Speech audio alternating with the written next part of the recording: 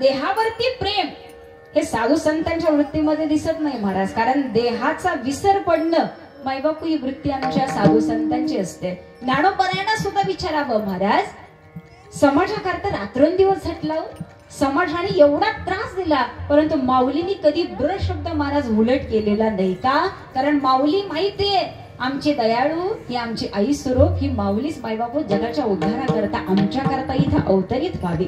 साधू संतांचा एवढा आदर करणारी आणि साधू संतांनी सुद्धा मायबापू आईचं प्रकटत्व द्यावं, मायबापू एवढे थोर माझे माऊली होते. नामामध्येच एवढं प्रेम आहे ना की महाराज आई कशी असावी, वडील कसे असावेत, मायबापू साधू संतांकरता माझ्या माऊलीने इतकं श्रेष्ठत्व अजून कोणाला द्यावं. विठ्ठल विठ्ठल.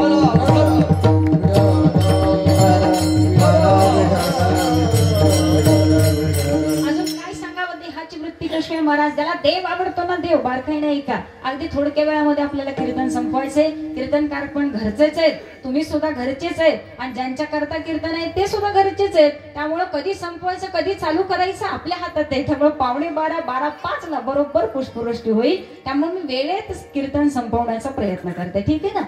तुकोबरायांची वृत्ती कशी होती साधू संतांबद्दल बोलत असताना, ठीक आहे ना. एक दृष्टांत देते आणि मी पुढे निघून जाते. तुकोबरायांनी रात्रंदिवस भजन करावं महाराज, ठीक आहे ना.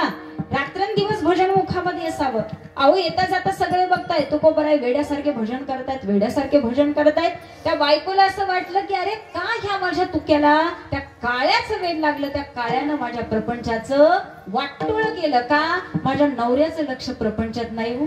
आणि एका बाईला तेवढंच वाटत असतं की माझा नवरा प्रपंच करण्यामध्ये माझ्यावरती लक्ष देण्यामध्ये तत्पर असावा का. त्यावेळी बाई खुश असते हो. मग ती तुकोबरायची का असे ना, आणि ती आमच्यापैकी कोणी का असे ना. विठ्ठल विठ्ठल.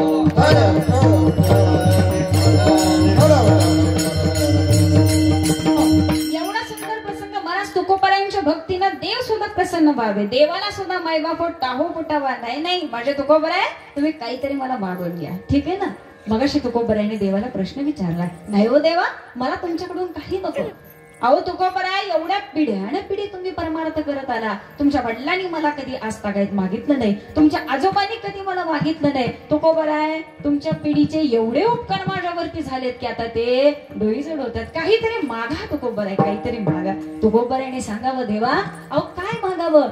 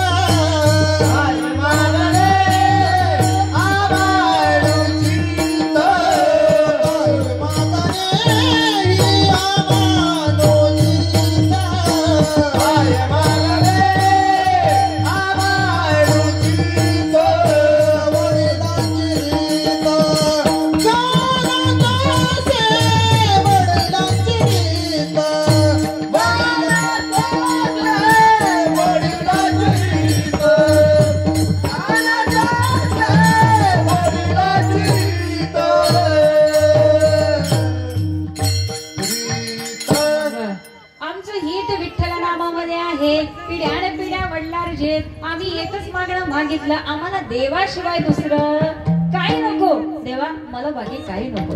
तुकोबराय काहीतरी मागा. तुकोबरायाने सांगितलं देवा आता तुम्ही इतका वेळ झालं म्हणता काहीतरी मागा, काहीतरी मागा, काहीतरी मागा. मला नकोय, पण देवा एक तरी काम करा की मला तुमचा विसर कधी पडू देऊ नये. देवा एवढं एकच मागणं आहे. जर तुमचा विसर पडला ना देवा तर माझ्या आयुष्यामध्ये सार्थकता नाही, ठीक आहे ना.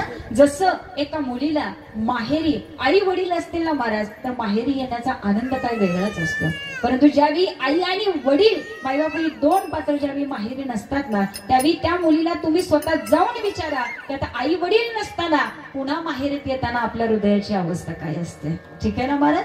हे प्रत्येक मुलीचा आपापला अनुभव आहे महाराज. म्हणून तुकोबराय सुद्धा सांगून जातात, आम्ही साधू संतांच्या भेटीला जातो, आम्ही देवाच्या भेटीला जातो. देवालाही वाटत असतं माझी लेक मला भेटायला आली. साधू संत मायबाप लेकीच्या रूपामध्ये देवाला भेटण्याकरता जातात. म्हणून आयुष्यात एकदा आला ना तर पंढरीला एक तरी वारी करा महाराज.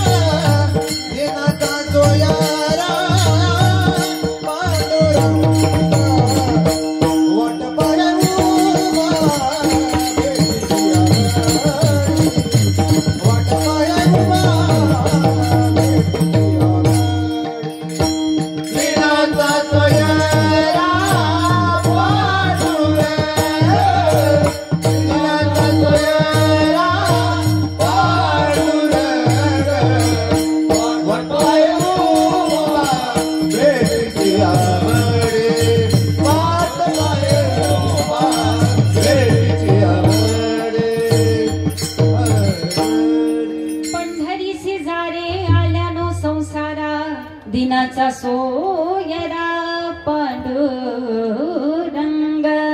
आम्हाला आमची आई, आम्हाला आमचा बाप, आमचा सगळा सोयरा पांडुरंग वाटला पाहिजे मला. ठीक आहे ना, असं तुकोबराय सांगतात, मी नव्हे. ठीक आहे ना, आम्हाला दादा म्हणजे आमचे वडील वाटणार, आमची आई म्हणजे आम्हाला आमची आई वाटणार महाराज. ठीक आहे ना, परंतु पांडुरंगाला भगवंताला आमचा आई बाप मानणारे बोटावर मोजण्यासारखे सापडतील.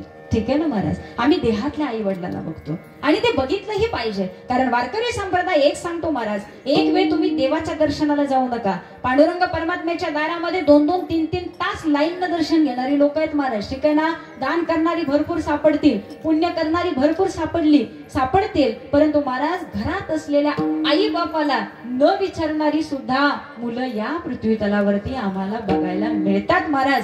मग अशा वेळी असं म्हणावं लागेल की आम्ही इथं आई वडिलांची सेवा न करता पुण्य कमवतोय का पाप कमवतोय, आणि देवाच्या दारात 3-3 तास लाईनला उभा राहून तिथं आम्ही पुण्य करत बसलो. मायबापू याचा फायदा काय?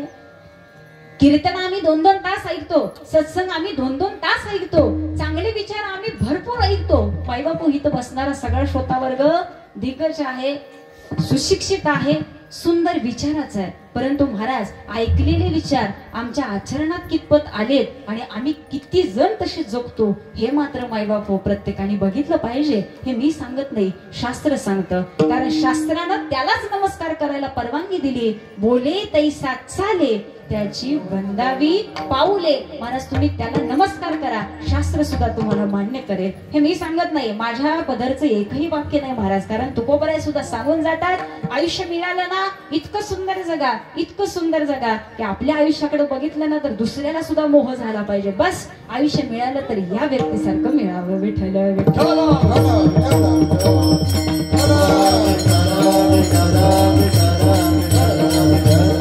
कारण संसार करत असताना, जीवन जगत असताना शेवटचा सगळ्याचा एकच अनुभव असतो महाराज. संत कबीरदासजी सांगून जातात, समझा मना कोई नहीं अपना, समझ मना कोई नहीं अपना, समझ मना कोई नहीं अपना, कोई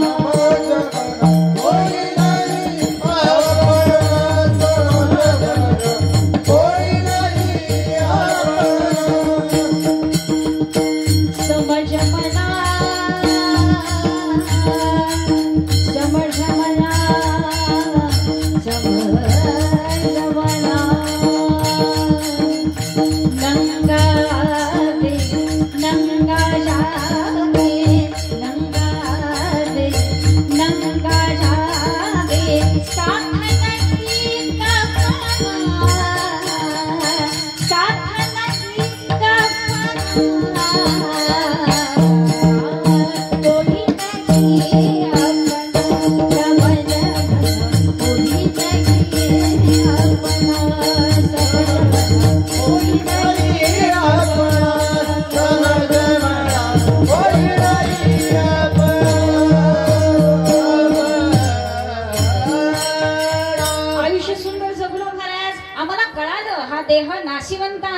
दुसऱ्या करता जगत राहिलो.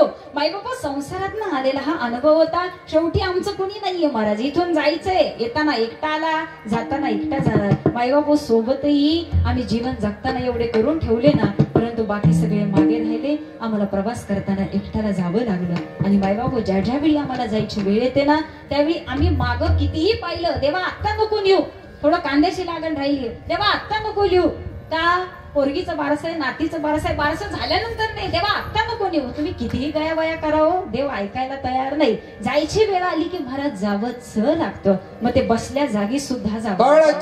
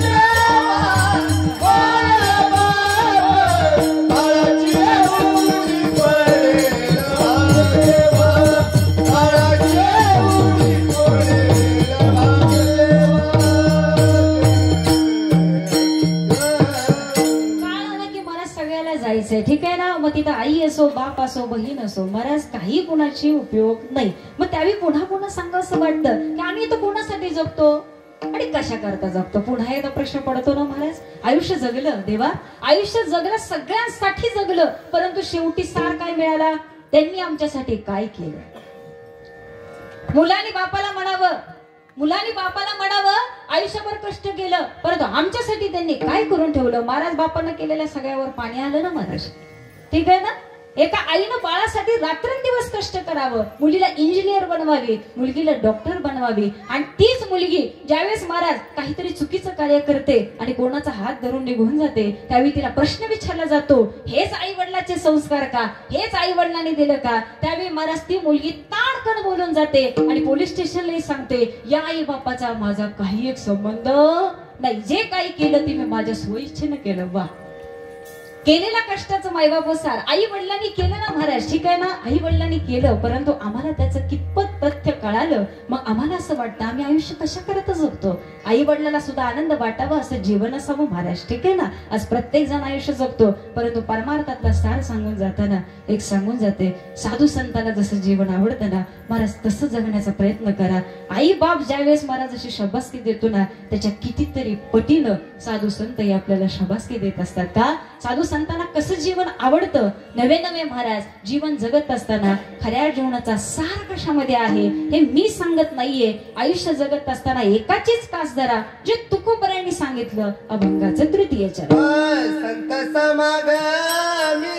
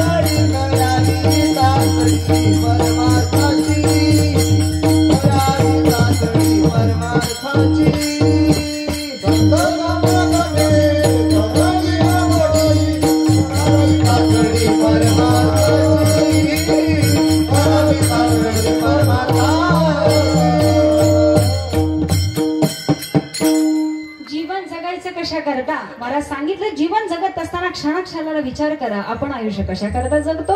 द्वितीय चरणामध्ये तुकोबरायांनी सांगावं या देहाकरता आणि या नाशिवंत देहाकरता मी रात्रंदिवस जगतो महाराज. खायला लागतं कितपत, मायबापा पोट कितपत, या पोटासाठी किती कमवायचं आणि अख्खं आयुष्य घालवायचं महाराज. हे आयुष्य घालवत असताना सुद्धा आम्हाला परमार्थाची नामस्मरणाची आठवण होत नाही. आयुष्य गेलं ना महाराज निघून. काय सांगावं महाराज? किती करशील रे संसार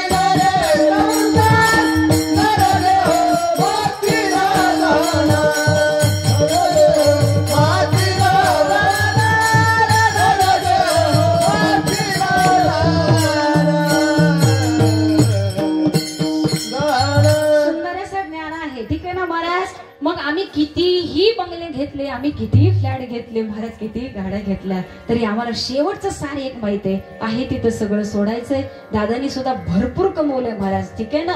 आज मुलांच्या काळामध्ये ते इतकं सगळं पाठीमागं ठेवून गेलेत. मुलंही कर्तृत्ववान आहेत, ठीक आहे ना. तात्या असेल, आमचा भावडे असेल, सुंदर मुली गुणी आहेत, ठीक आहे ना. अजूनही ती खूप मोठी होतील. परंतु जे दादांनी केलं ना महाराज ते फक्त प्रत्येकाने लक्षात ठेवावं असं मला म्हणावं असं वाटतं. संसार तर केलाच केला, परंतु महाराज भगवंताचं नामही सोडलं नाही, नियमही सोडला नाही महाराज. एक वेळ काम पाठीमाग परंतु नामाला महत्व देणारे असे दादा होते असं म्हणायला हरकत नाही का.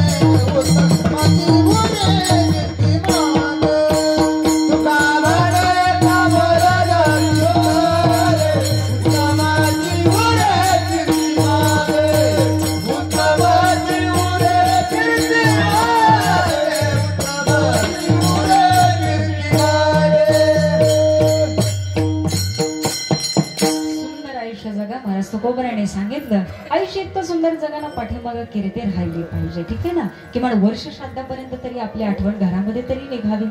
गावानं काढू दे नाहीतर न काढू दे महाराज, ठीक आहे ना. कर्म इतकं सुंदर ठेवा ना महाराज. कर्माचं हे सुंदर नियम आहे ना आपलं आयुष्य जगत असताना खूप कामी येत असतो. परमार्थामध्ये सुद्धा मायबापू हे नाम आम्हाला इतकं कामी येतं ना की मायबापू आनंदाशिवाय आनंदाचा पारावर काय असतो.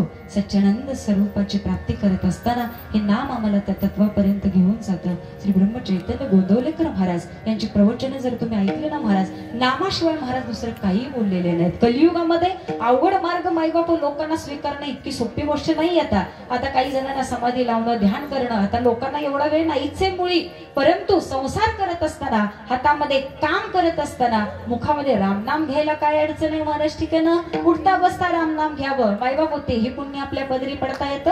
म्हणून ही संगत मायबाप आम्हाला संतांची संगत आम्हाला शिकवून जाते. म्हणून किमान तुम्ही साधू संतांच्या संगतीमध्ये असेल ना, मी म्हणते तुम्ही नाही साधू म्हणाल, तुम्ही नाही संत म्हणाल, परंतु किमान त्यांच्या संगतीमध्ये गेल्यानंतर एकदा तरी रामराम आणि एकदा तरी रामकृष्ण हरी म्हणाल महाराज. ठीक आहे ना, तेव्हा संगती इतकी सुंदर असावी ना, त्या संगतीने सुद्धा आपल्या जीवनाचा उद्धार होत असतो. फक्त प्रत्येकाला कळावं आपण कोणाच्या संगतीमध्ये कोणत्या मार्गाने निघून चाललेलो आहोत. विठोबा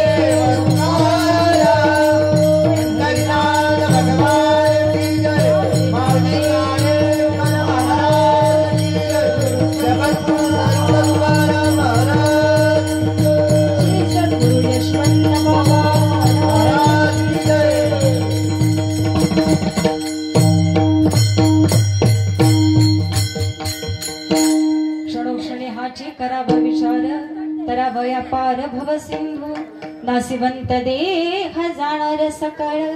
आयुष्य खातो काळ सावधान, संत समागमे धरावी आवडी. करावी तातडी परमार्थी. सुंदर असा अभंग वैभव 3 चरण संपलेले. शेवटचे 5 मिनिटांमध्ये आवर्त घेतोय. त्याच्यानंतर आरती होईल आणि बरोबर 12:05 पुष्पवृष्टी होईल. जगद्गुरु तुकोबराने सुंदर आयुष्य जगायला सांगितलं. मायबाप क्षणाक्षणाला विचार करा.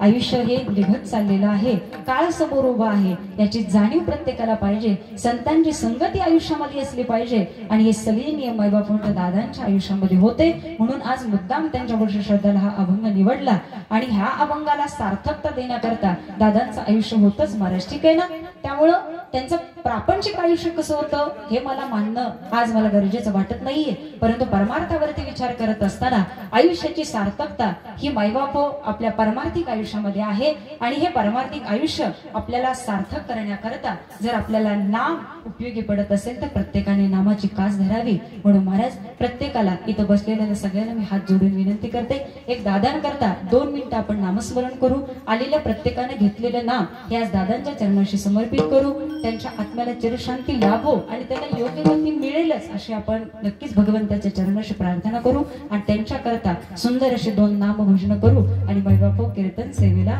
प्रारंभ करू, समाप्ती करू. क्षमा करा. म्हणून तुकोबरायाने तुम्हा मला सांगून दिलं की नाम इतकं श्रेष्ठ आहे तर तुम्ही नामाची कास का धरत नाही.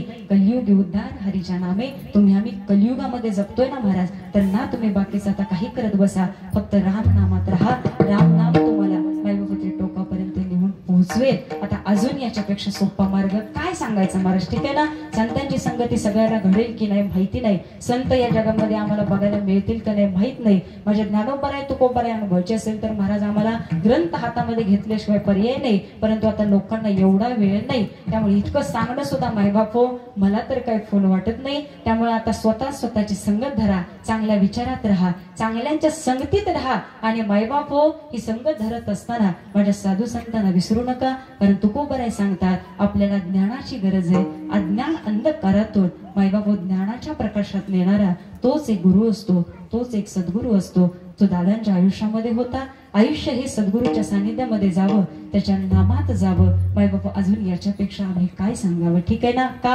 कारण आमचे गुरु सुद्धा सांगतात, गुरुच्या भेटी करता एक सतशिष्य तळमळतो महाराज, परंतु त्या गुरुची भेट ज्यावेळी होते ना त्यावेळी त्या साधकाची जाऊन अवस्था विचारा. ठीक आहे ना? पुन्हा पुन्हा सांगावं असं वाटतं, गुरु माऊली माझे गुरु माऊली, गुरु माऊली माझे गुरु माऊली.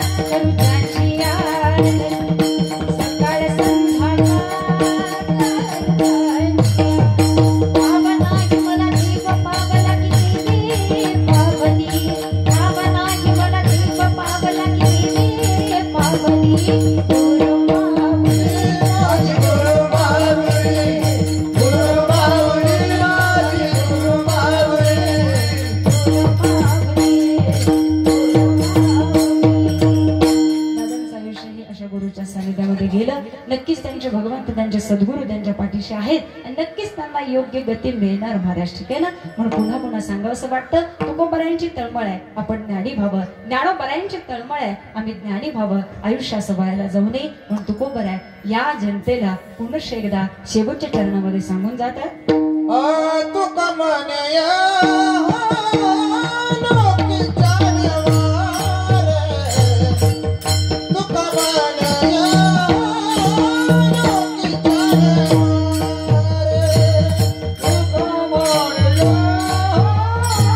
Bye.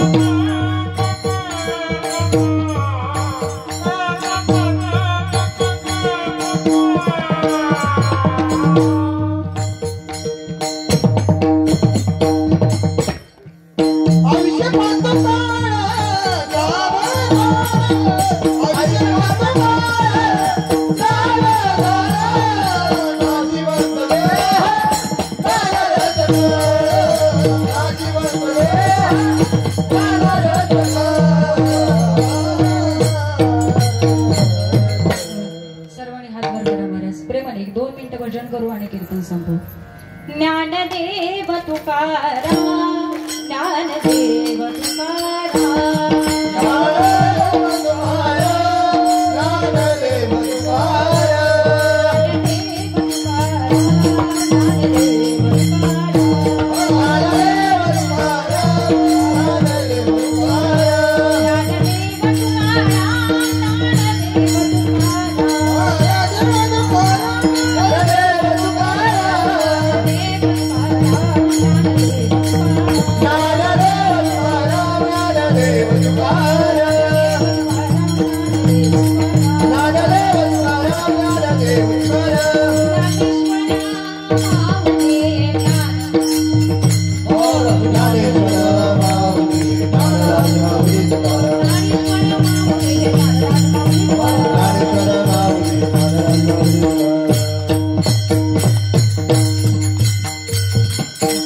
झालेली सेवा. तुम्ही सर्व संत मायबाप, मोठ्या संख्येनं दादांवरती प्रेम करणारा हा समाज, आपण सर्वजणी इथे उपस्थित आहात. सर्व कदम कुटुंब परिवार, सर्व पांढरवाडी आणि विसापूर ग्रामस्थ, आपली सर्वांची हजेरी इथं खूप मोलाची होती. आपण सर्वजण इथं उपस्थित राहिला. निलेश तात्या असतील, आमचा भावड्या असेल, त्यांच्या दोन्ही मुले आमचे विद्याताई असेल, मनीषाताई असतील, नीता वहिनी असतील, माधुरी वहिनी असतील, हे सर्व त्यांच्या सेवेत असणारं कुटुंब आहे आणि सुंदर असं कुटुंब आहे. छानरित्या तुम्ही त्यांची सेवा केली. मायबाप, प्रत्येकाचं दुःख हे प्रत्येकाच्या हृदयामध्ये असतं आणि आपल्या माणसाची किंमत ही प्रत्येक आपापल्याला असतेच आणि असलीच पाहिजे. परंतु असो, पुनश्च एकदा तुम्ही सर्वांनी सुंदर असं इथं नियोजन केलं, सुंदर अशी मंडप व्यवस्था, सर्व टाळकरी, सर्व महाराज मंडळी आज इथं उपस्थित आहेत. वेदेकरी ताई असतील, आमचे मृदंगाचार्य ऋषी महाराज असतील, आमच्या आत्यामध्येच कीर्तनाला टाळ घेऊन उभ्या राहिल्या, तेही आज इथं आल्या. का बरं? आपले कदमाचं कुटुंब आहे, त्याच्यामध्ये रामनाम हे राहणारच आणि असलंच पाहिजे, त्याच्यात वाढ झाली पाहिजे. एवढी वर्षी पांढरवाडी महाराज, एकदा जोरदार टाळ्या आपल्या पांढरवाडीसाठी. त्याचं कारण असेल महाराज, परमार्थ हा रुजला पाहिजे आणि वाडीत परमार्थ आलाच पाहिजे. वाडी असो, विसापूर असो, काही असो, लोकांमध्ये परमार्थ गेला पाहिजे. रामनामाचं वेळ त्यांना लागलं पाहिजे आणि एकदा का तरी मुखातनं रामराम आलं पाहिजे. का? कारण आज ज्यांचं वर्षश्राद्ध आहे ना, मायबाप होते, दादा कधीही येतं जाता भेटू दे, पटकन दिसलं की महाराज राम राम, महाराज राम राम. ते बघायचे नाही पुढं कोण आहे, परंतु कायम त्यांच्या मुखामध्ये रामराम असायचा. अहो, एकदा घेतलेलं रामाचं पुण्य काय आहे आपण नक्की पुण्यतिथीच्या कीर्तनाला ऐकू. आता वेळ नाही, परंतु रामराम म्हणणं सुद्धा मायबाप खूप मोलाचं असतं आणि सहज मुखामधनं राम येणं हे सुद्धा महाराज इतकं सोपं नाही. असो, पुनश्च एकदा तुम्ही सर्वजण इथं उपस्थित राहिला, तुम्हा सर्वांचे मी पुनश्च एकदा धन्यवाद व्यक्त करते. सुंदर अशी साऊंड सिस्टीमची व्यवस्था आणि बरीच लोक आलेली आहेत, आपल्याला वेळेत फुलं टाकायची आहेत आणि तुम्हा सर्वांचे शतशः आभार व्यक्त करून यानंतर फुलाचा अभंग होईल, त्याच्यानंतर आरती होईल. घरातले सर्व मंडळींनी प्रतिमेजवळ यायचंय आणि घरातली लोक पुष्पवृष्टी करतील. सुंदर असा जेवणाचा कार्यक्रम आहे, जेवण केल्याशिवाय पुढे जायचं नाही ही नम्रतेची विनंती. आणि जेवण झाल्यानंतर सुखानं प्रवास करा, आनंदानं जा, अन्यथा अतिघाई संकटात नाही, असं काही होऊ नये. त्यामुळं तुम्हा सर्वांचे आभार व्यक्त. तुकाराम तुकाराम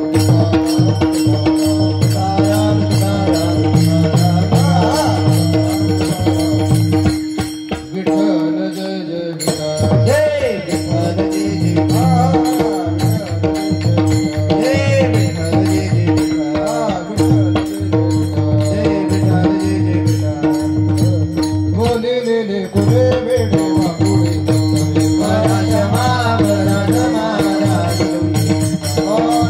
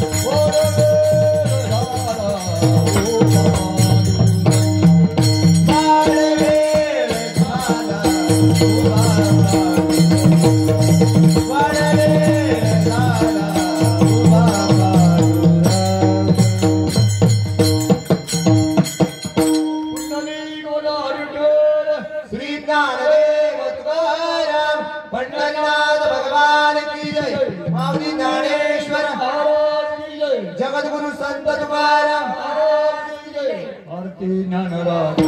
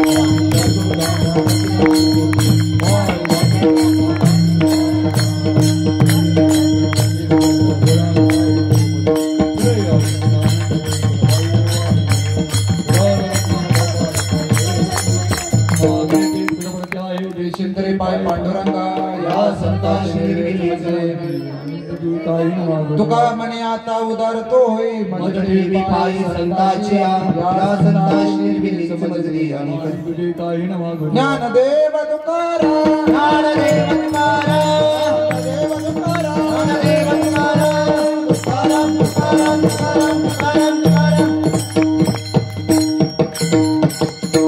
पुंडलिकावरदे हरी विठ्ठल श्री ज्ञानदेव तुकाराम पंढरीनाथ भगवान की जय स्वामी ज्ञानेश्वर महाराज की जय जगद्गुरु संत तुकाराम महाराज की जय भाई सब संत की जय